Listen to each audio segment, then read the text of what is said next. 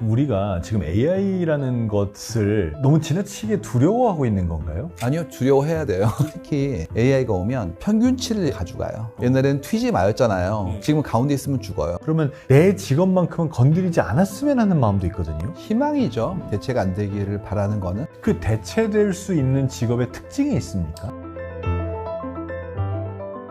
대가들의 진짜 고급 지식을 전하는 지식인 초대석. 안녕하세요, 아나운서 한석준입니다. 자, 오늘은 마인드 마이너 데이터 전문가 송기령 작가님 모셨습니다. 어서 오십시오. 안녕하세요. 두 번째 시간인데요, 인공지능이 직업을 대체한다, 이런 생각을 하기 시작하면서 굉장히 많은 사람들이 좀 공포심이 생겼어요. 과연 내 직업은 내가 은퇴하기 전까지는 안전할 것인가, 이런 얘기들을 많이 합니다. 직업은 늘 없어지고 생겼는데, 근데 이제 이번에 짧은 시간 동안에 더 넓은 범주로 위협으로 올 것 같으니까 얘기가 나오는 거고요. 그리고 또 아직 안 왔으니까 불안감이 좀 생기신 거거든요. 저 기억나는 게 예전에 어렸을 때 상고에서 배우셨던 게 주산, 부기, 타자 배우셨다고. 맞아요. 타자 자격증이 있었대요. 타자 1급, 타자 2급 이렇게. 있었죠. 그래서 그게 정말 좋은 직업이었다고. 그거 하면 사무직 가가지고 하셨고, 그 다음에 회사마다 타자 치시는 분들이 엄청 많았다는 거예요. 근데 지금은 뭐 손으로 하는 게 아니라 말로 하잖아요. 그러니까 오히려 발음이 정확하고 말이 빠른 사람들이 유리한 거예요. 결국 그 직업은 예전 같지 않은 거죠. 이런 일들은 늘 벌어지고 있어요. 근데 직업이 없어지는 게 왜 불안하냐? 없어지는 건 명확하고 만들어지는 거는 잘 모르니까 지금 불안감이 있는 게 1번이고요. 2번은 뭐냐면 기술 실업이라는 단어가 있어요. Technological Unemployment. 기술이 바뀌니까 실업이 생긴 거예요. 그래서 지금 A라는 직업이 자동화가 되면 그분은 직업을 잃을 수 있겠죠. 다른 일을 하셔야 되겠죠. 근데 그게 쉽지 않은 경우가 있으니까 한 가지 기회에 굉장히 전문성을 가지고 계신데 이분이 다른 걸 또 배우려면 그만큼의 기다려주는 시간이 좀 필요하잖아요. 근데 소득의 보전이 안 되기 때문에 그 사이에 전락감을 느끼는 경우가 생길 수 있죠. 이게 지금 문제가 되고 있는 거예요. 예전보다 훨씬 오래 삽니다. 그렇기 때문에 한 가지 직업이 존속하는 기간보다 당신의 생애가 길어지고 있어요. 그러니까 한 가지 직업을 끝내셔도 직업은 두세 개 이상 가지게 될 겁니다. 이렇게 얘기하세요. 그럼 이제 직장은 훨씬 많아지죠. 직업이 두세 개인데 한 직업에 여러 직장 다니시잖아요. 그러니까 이제 훨씬 더 많아지는 거예요. 그게 이제 모든 사람에게 해당된다. 모든 사람에게. 저는 이번에 썼던 시대일보 호명사회에서 그걸 유동화라고 얘기했어요. 예전보다 많이 움직인다. 예를 들어서 이런 얘기입니다.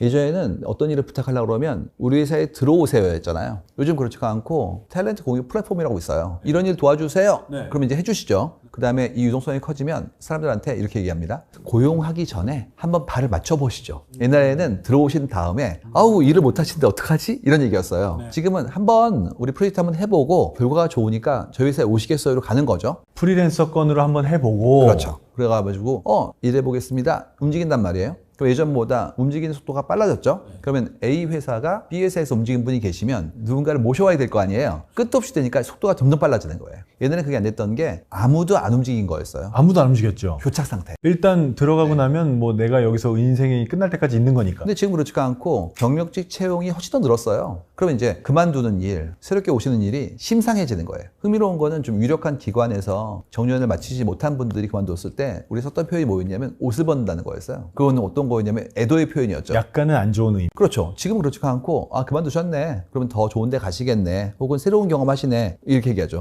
그러면 AI가 혹시 완전히 대체하고 있는 그런 직업들은 뭐가 있나요? 벌써 조금씩 보여지고 있긴 한데 얼마 전에 제가 겪었던 일이었어요. 제가 코엑스에 강의를 알았었는데 갔더니 되게 조용해요. 전부 다 헤드폰을 끼고 계세요. 그 다음에 제가 마이크로 얘기하면 작게 얘기해도 제 목소리가 직접 헤드폰으로 가는 거예요. 그러니까 조용한데 속삭이는 것만으로도 소통이 가능한 구조예요. 근데 이제 헤드폰 없는 분들도 계실 거 아니에요. 이분들을 위해서 오른쪽 스크린에 제가 했던 말들이 전부 다 떴어요. 딕테이션 소프트웨어로. 더 무서운 건 그 밑에 뭐가 떴냐면 번역이 떴어요. 그러면 생각해 보세요. 예전엔 그거를 해내기 위해서 속기사 분들도 계셔야 됐고 통역사 분도 계셔야 될 거 아니에요. 근데 그 세 분이 없이도 행사가 진행된 거예요. 그 정도의 간단한 일들 정도는 이렇게 한다는 거죠. 자연스럽게 그런 일 자체가 조금씩 우리한테는 사람이 할 필요 없는 것으로 가고 있는 중이라는 거예요. 그 대체될 수 있는 직업의 특징이 있습니까? 대체될 수 있는 직업의 특징이 뭐냐면 자세히 설명할 수 있는 일이에요. 어떤 일을 할 때 이런 거죠. 자, 지금부터 문서를 정리하는 일이에요. 근데 홀수 페이지는 오른쪽으로 놓고 짝수 페이지는 왼쪽으로 놓고 이런 패턴이 보이면 이런 것들은 제거하고 교정하는 일들이에요. 그럼 그거는 설명할 수 있죠.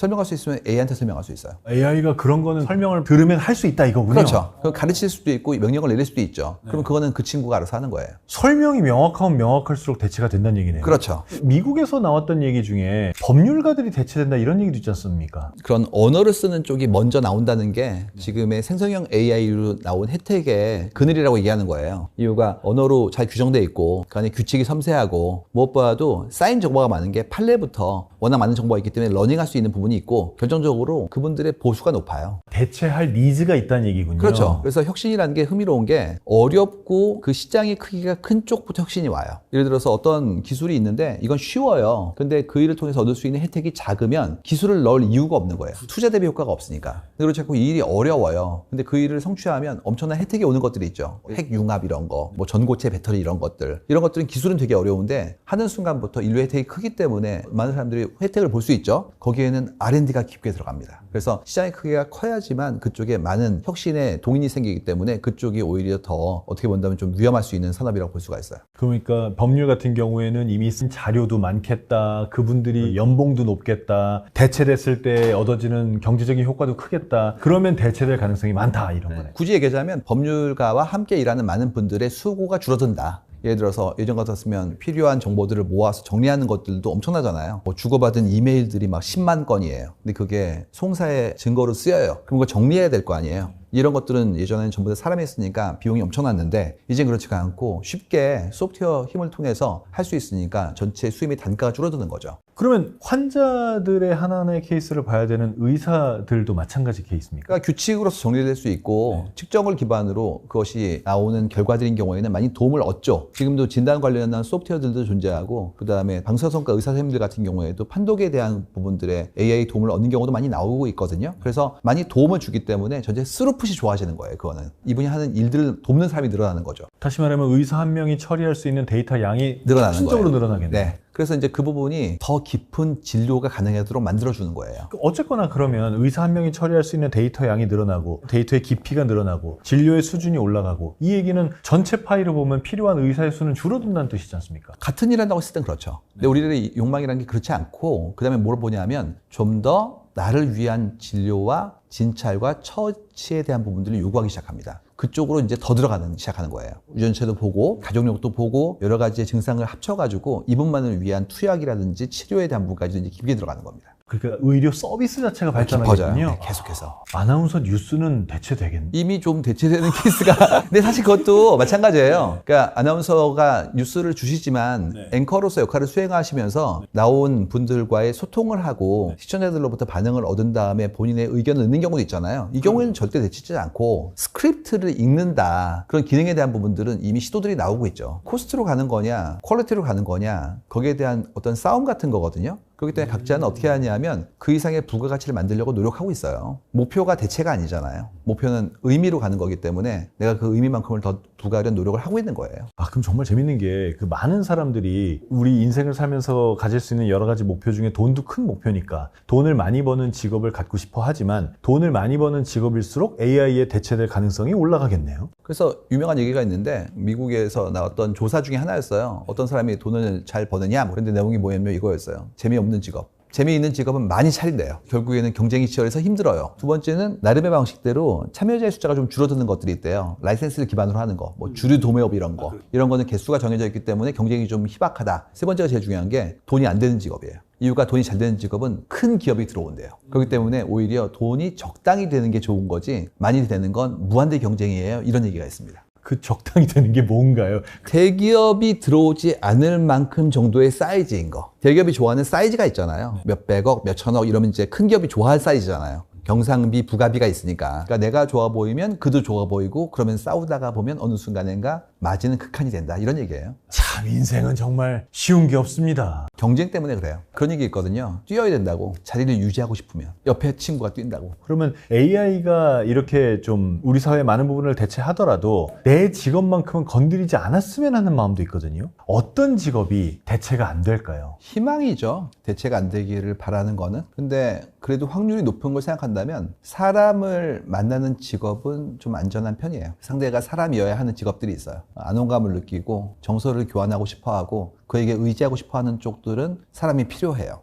그렇지 않고 기능적으로 움직이고 그 프로세스가 명확한 형태의 직업들은 아무래도 우리 사회가 효율화를 위해서 가고 인간이 가지고 있는 생리적인 한계가 있거든요. 잠을 잔다, 밥을 먹는다. 이것 때문에 경쟁을 똑같이 하는 순간 이길 수는 없어요. AI보다 인간이 그런 면에서는 비효율적이죠. 그만큼의 꾸준함에 대한 부분들, 저는 이제 이걸 뭐라고 설명하냐 하면 수능성과 근면성의 직업들은 어쩔 수 없다. 수능성은 시킨 대로 하는 거, 근면성은 꾸준히 하는 거, 이쪽은 이제 기계가 할 것 같고, 창의성에 대한 것들, 새로운 시도에 대한 거, 그 다음에 사람들과의 교류에 대한 공감형 직업 같은 경우에는 사람이 이어야 하기 때문에 남는 거예요. 그러면 오히려 정해진 규칙대로 정확하게 돌아가야 되는, 예를 들어서 뭐 숫자 계산이나 뭐 세무 회계 이런 업무들은 AI가 더 나을 수도 있겠네요. 많이 이미 돕고 있는걸요. 그런가? 예전보다 훨씬 더 참여자의 숫자가 줄고 있어요. 기업에서도 지금 담당하시는 분들의 숫자가 예전만큼 많지 않고요. 그다음에 많은 새로운 툴들이 그런 것들을 상호간에 돕는 구조로 가고 있잖아요. 지금 이제 어떤 수능성이나 계산하는 AI 이런 거에 대해서만 얘기하셨지만 사실 요새 AI 중에는 창의성이 부과된 그런 AI들도 있잖아요. 뭐 그림을 그린다든지, 뭐 작곡을 한다든지, 영상을 만든다든지 이런 부분도 결국은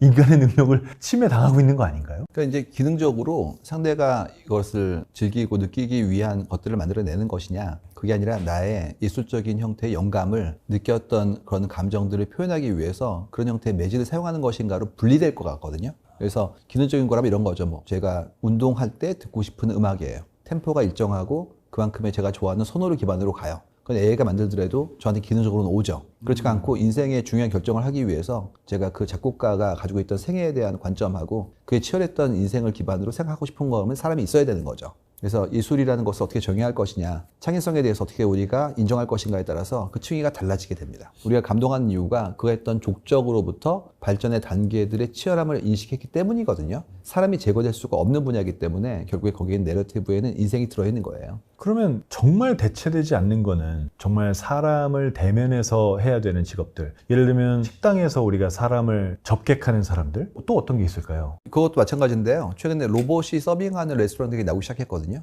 최근에 식당 가보시면 주문도 키오스크로 하고 결제도 제가 직접 하고 그 다음에 로봇이 음식을 가져다 주면 마지막에 들어주시는 경우도 있지만 본인이 갖다 먹는 경우도 있고 심지어 반찬은 셀프 이러잖아요. 이런 경우라면 접객하시는 분들이 필요 없는 경우예요. 그렇지가 않고 최근에 파인 다이닝 이런 곳에서는 오히려 오셔가지고 재료에 대해 설명해 주시고 이런 분들이 나오고 있잖아요. 그래서 극단으로 가고 있는 중이에요. 극단적 허스피털러티, 한쪽은 완전 자동화 이렇게 가고 있는 중이에요. 완전 자동화는 아예 대면이 필요 없는 경우죠. 모든 것을 AI와 로봇화 이렇게 가는 거고. 네네. 그렇기 때문에 의미를 부여하지 않고 행위로 가는 경우에는 자동화로 갈 확률이 높아요.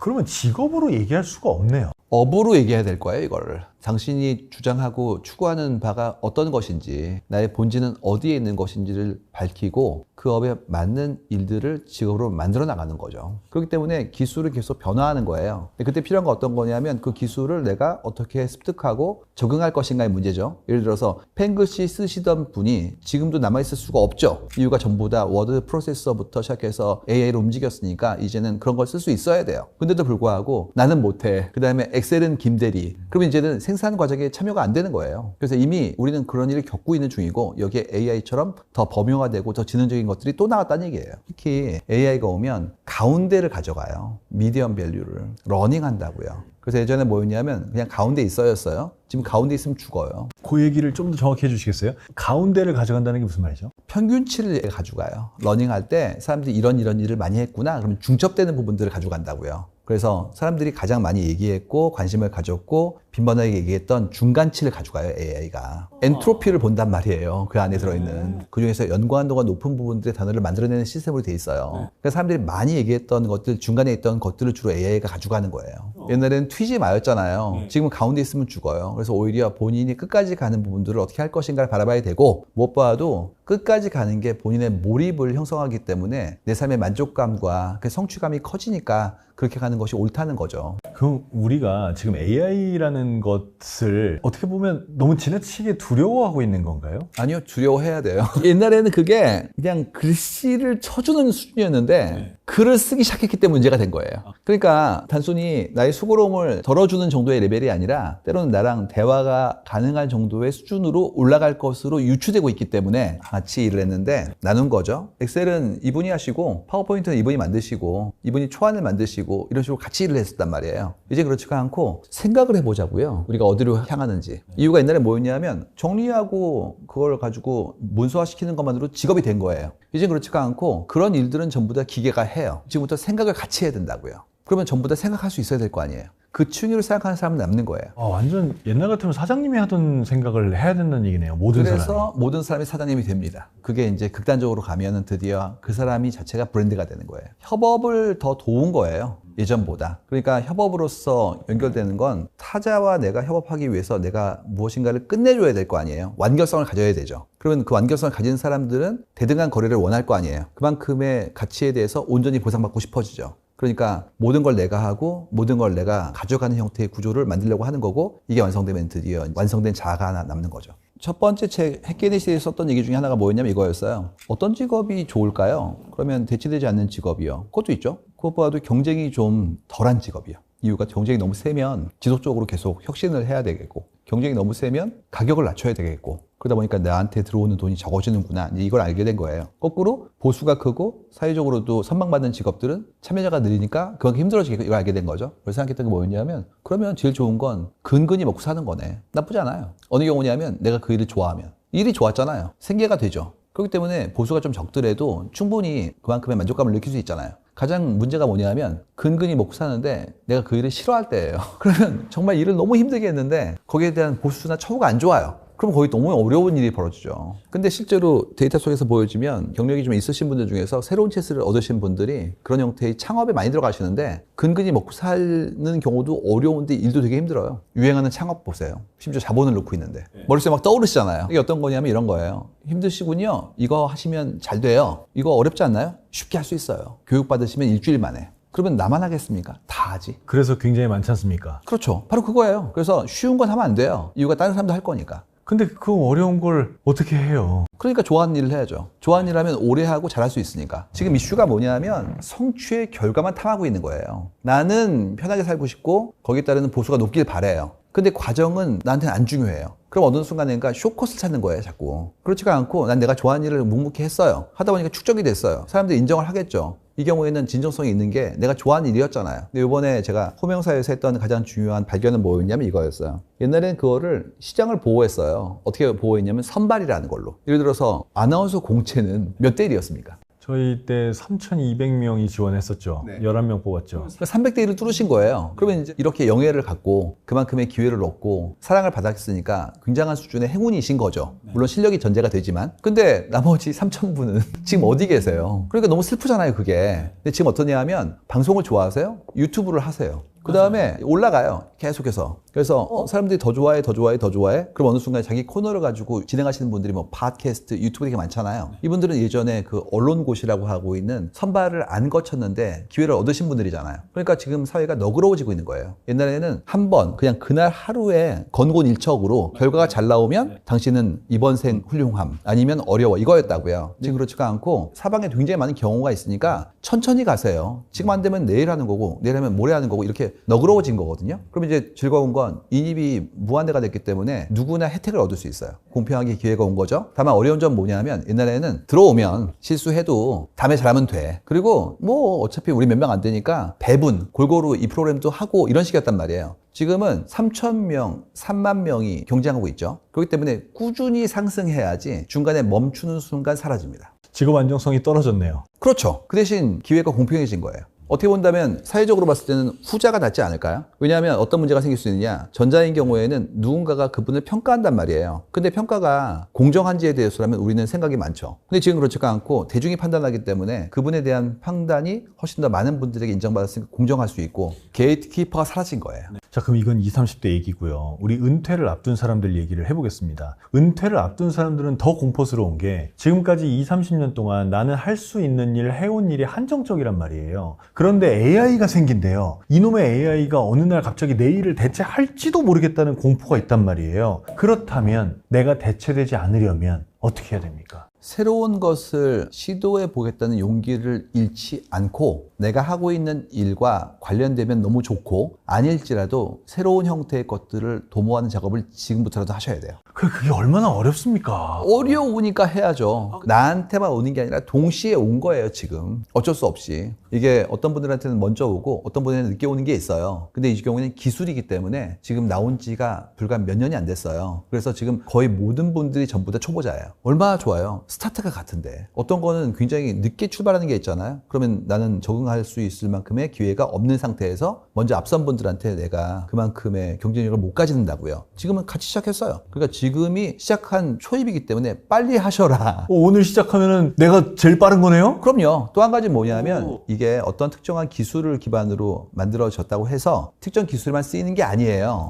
때에 따라서 어떤 분들은 그림 그리는데 쓰시고 어떤 분들은 문서를 만드는데 쓰시고 어떤 분들은 수학적 사고에 쓰고 있잖아요. 그러면 해야 될 일은 뭐냐면 이런 형태의 혜택을 내가 가지고 있는 전문성이 어느 부분에 접합할 것인가를 보시면 오히려 기회가 더 나올 수도 있어요. 거기까지 생각이 확장되거나 배우는데 시간이 상당히 걸리지 않을까요? 그래서 필요한 게 어떤 거냐면 많이 보세요. 이런 생각하는 분들이 있어요. 어떤 분들은 좀 늦게 가시는데요. 먼저 가신 분들이 있거든요. 이분들 얘기 들어보시면 용기도 나고 그 다음에 좀 작은 경험들을 쌓으면 그만큼의 가시적인 시도에 대해서 내가 안심할 수 있을 만큼 좀 안정감을 느끼거든요. 그래서 작게 한번 해보시는 게 일단 한번 써보세요. 써보면 생각보다 어렵지 않다는 걸 아시게 되고 그 다음에 이거를 그냥 단순한 걸 넣는 게 아니라 내가 하고 있는 일에 넣어볼까 할 때부터 출발하는 거예요. 왜냐하면 본인이 쌓은 자산이 있다고요. 특히 암묵지가 있어요. 그게 이제 감인데 놀라운 감각과 경험을 기반으로 내가 가지고 있는 기회가 몸 안에 녹아있는 게 있거든요. 이거랑 결합하면 진짜 무섭게 나옵니다. 아니면 지로 베이스예요.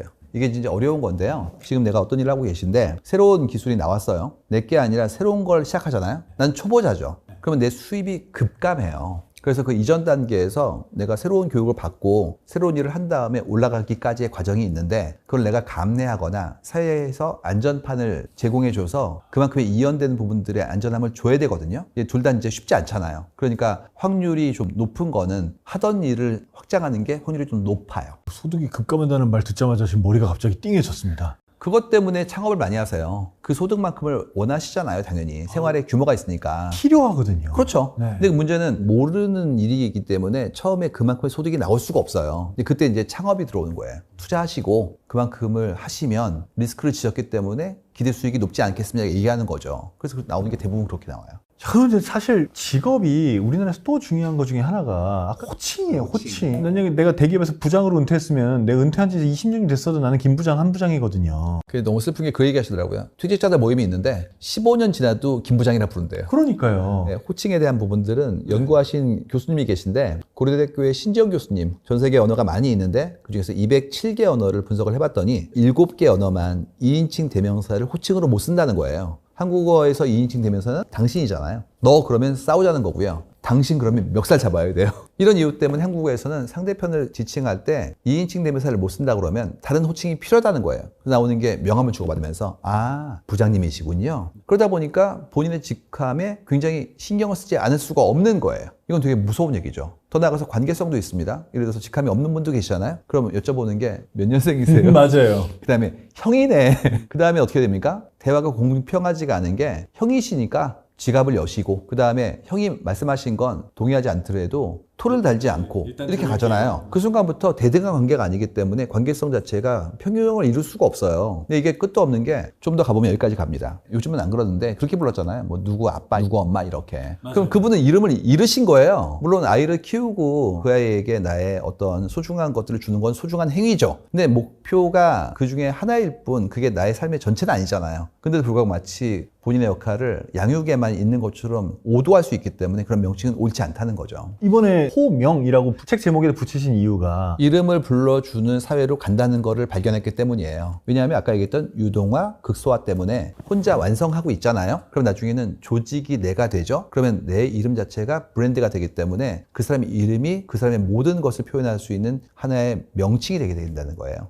그럼 그게 지금 빅데이터 차원에서 그런 식의 분석이 나오고 있습니까? 계속해서 사람들이 얘기하고 있는 것이 예전보다 자기의 이름을 소중히 여기는 것들이 보이죠. 수평적인 형태의 문화예요. 그래서 똑같이 지금 우리가 얘기하는 새로운 스타트업 같은 경우에는 이름을 불러주는 일들이 많고요. 무슨 님이라고 부르고요. 명칭도 상하가 있지 않은 프로, 님으로 토징하라는 경우가 나오고요. 좀 더 빠른 기업 같은 경우에는 한국어 이름을 부르면 존대어가 자꾸 들어오니까 그냥 외국어 이름을 만들어 부르세요. 이런 것들도 있거든요. 맞아요. 그런 식으로 지금 이미 이름을 부르고 상대에 대해서 수평적인 문화를 만드는 것들이 시도되고 있는 지가 오래됐어요. 이렇게 변해 갔을 때의 장점은 뭡니까? 가능치가 늘고 서로를 존중하기 때문에 어느 누구도 본인의 욕망을 추구하는 거에 대해서 그만큼의 억눌림이 없어지는 사회가 돼요. 그렇기 때문에 선택지가 넓어져서 우리가 사회가 빨리 바뀔수록 더 다양한 형태의 사고를 할 수 있는 형태로 가야 되고 각자가 존중받는 사회를 가는 것이 당이라고 했을 때 그만큼을 이룰 수 있게 되는 거죠. 이 모든 게 전부 다 개인이 증강되어서 내가 그만큼의 완결성을 확보한 사람들이 상대에게도 그걸 요구하고 있는 거예요. 예전 같았으면 다 같이 어울렁더울렁 때론 손해도 보고 당신이 좀 먼저 가기도 하고 이런 얘기였어요. 그렇다면 오늘 작가님의 얘기를 종합해보면 결국 우리에게 제일 중요한 건 내가 뭐가 그렇게 좋은지를 반드시 알아야 되겠네요. 어떻게가 아니라 무엇을 위해서를 생각하는 거잖아요. 그럼 내가 도구로 쓰이는 게 아니라 주체로 서는 거예요. 그러니까 그게 정말 좋은 얘기인데 그걸 안 해본 상태로 10년, 20년을 살아온 사람에게는 그걸 찾는 과정이 제일 어려울 거라니까요. 즐겁죠. 이유가 주체로 서는 건데 지금까지는 어느 정도는 압력을 받았는데 이제 아니라고 나온다면 즐겁죠. 탐색의 과정이 필요한 이유가 그 답을 줄 수 없기 때문이에요. 아나운서님이 좋아하시는 거와 제가 좋아하는 게 다르겠죠, 당연히. 그렇기 때문에 상대편에 물어볼 수가 없어요. 내가 뭘 좋아해요랑 비슷한 얘기예요, 지금 얘기가. 어떻게 그걸 물어봐요? 제가 마이닝 마인즈라는 단어를 제 하는 일로 정의하는데 6년 걸렸으니 이 클립을 보시는 분들도 시간이 좀 걸릴 거예요. 근데 인생이 100년인데 5, 6년은 그렇게 긴 기간은 아닌 것 같아요. 그게 어떻게 보면 제일 힘든 점입니다. 지금 60이면 예전 같으면 정말 은퇴를 생각할 나이인데 지금은 40년이 남았다는 거죠. 그러니까 노후를 이렇게 걱정한 첫 번째 세대예요, 우리가. 이렇게 안 살았었어요. 한 300년 전만 하더라도 유럽의 평균 수명이 30세였어요. 그러니까 한국도 1900년대 초반에 40세였거든요. 지금은 뭐 90세, 100세까지 이미 나오고 있으니 이제 우리 세대가 되면 그 다음에는 100세 넘어갈 거 아니에요. 그러니까 우리는 어떻게 본다면 더 오랜 기간 동안에 어떤 축복을 받은 건데 그때 계속 방황하거나 외로워지면 축복이 아니라 고행이 될 수 있으니까 그걸 어떻게 만들 것인가에 대한 것들은 각자의 선택으로 오게 된 거예요. 우린 적응할 거예요. 우린 현명하기 때문에 적응할 거고 새로운 국리를 해서 우리 문명과 전체 생태에 대해서도 더 도움을 주려고 할 거예요. 필요한 건 어떤 거냐면 나도 인류의 일원이고 나도 충분히 현명하다는 걸 잊지 않는 거예요. 충분히 용기를 내서 하면 할 수 있다는 생각을 하시는 게 필요할 것 같습니다. 오늘도 시간 내주시고 좋은 말씀 해주셔서 감사합니다. 자, 대가들의 진짜 지식을 전하는 지식인 초대석, 오늘은 마인드 마이너 송길령 작가님과 함께했습니다. AI 시대 두려워할 게 아니라 AI와 함께 더 행복해지는 길을 찾을 수 있다는 송길령 작가님의 말씀을 여러분이 함께 기억해 주셨으면 좋겠습니다. 오늘 이 시간도 함께해 주셔서 고맙습니다.